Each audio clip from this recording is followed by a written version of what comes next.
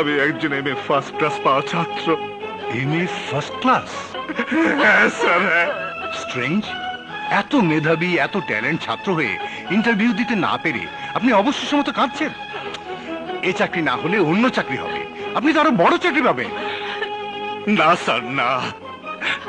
যোগ্যতা থাকার পরেও চাকরি না পাওয়ার কষ্ট যে কি, বছরের পর বছর চাকরির জন্য আবেদন করে আমি তা বুঝতে পেরেছি। জীবনের এই প্রথম ইন্টারভিউ কার্ড পেয়েছি,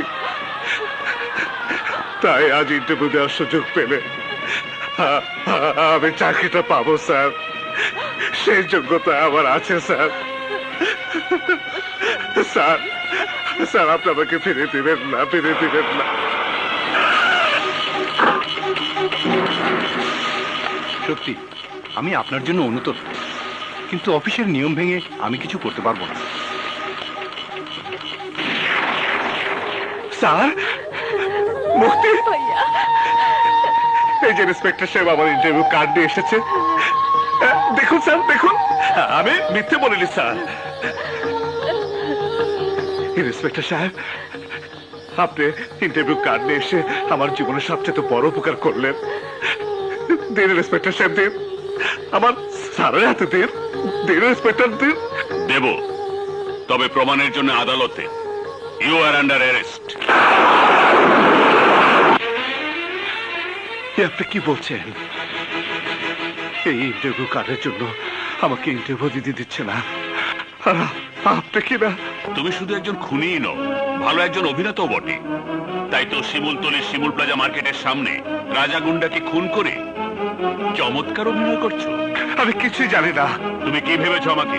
আমি বোকা যে তোমার কথা বিশ্বাস করব? এই পোশাকে এই অবস্থায় কেউ কি কোনোদিন চাকরি ইন্টারভিউ দিতে আসে? ইন্সপেক্টর সাহেব, ইন্টারভিউ কার্ড না পেয়ে দিশারা হয়ে খুঁজতে গিয়ে ওই গাছের সাথে মাথায় আঘাত লেগেছে, আর ওই তার কাটা শার্ট ছিঁড়েছে।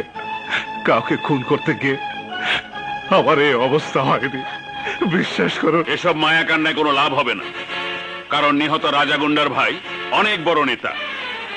তাই আইন তোমাকে ক্ষমা করলেও তার হাত থেকে তুমি রেহাই পাবে না। আমার ভাইকে যে খুন করেছে, আমি তাকে খুন করে তার পোস্টমর্টম করতে দেব না। খুনের বদলে খুন, রক্তের বদলে রক্ত। কিন্তু বাঘা যে শহরের বাইরে আছে, ওর অপেক্ষায় থাকলে আমার ভাইয়ের আত্মা কষ্ট পাবে। না নেতা, বাঘা নেই তাতে কি হয়েছে? বিল্লা তো আছে।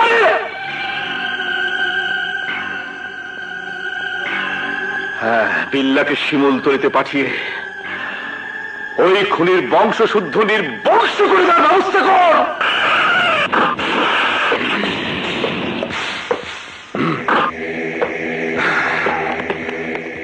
ইন্সপেক্টর, রাজা দোষানের খুনি কোথায়?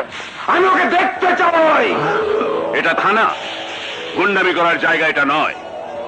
আসামি যখন ধরা পড়েছে তখন আদালতে তার বিচার হবে।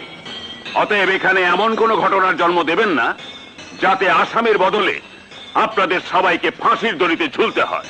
কিন্তু ইন্সপেক্টর, আমার হিসাব একটাই, রক্তের বদলে রক্ত, খুনের বদলে খুন। ইন্সপেক্টর, এই এলাকা আমার আয়ত্তের বাইরে বলে তুমি ওকে বাঁচিয়ে দিলে, কিন্তু রাজা দোসানিকে খুন করে ওই শালা আমার নেতার কলিজায় যে দাগ দিয়েছে, আজ ঠিকই আমি নেতার মতো ওর কলিজায় এমন দাগ দিয়ে দেব যাতে সারা জীবন ওর বুকে দাও দাও করে আগুন জ্বলে। এই চল সবাই।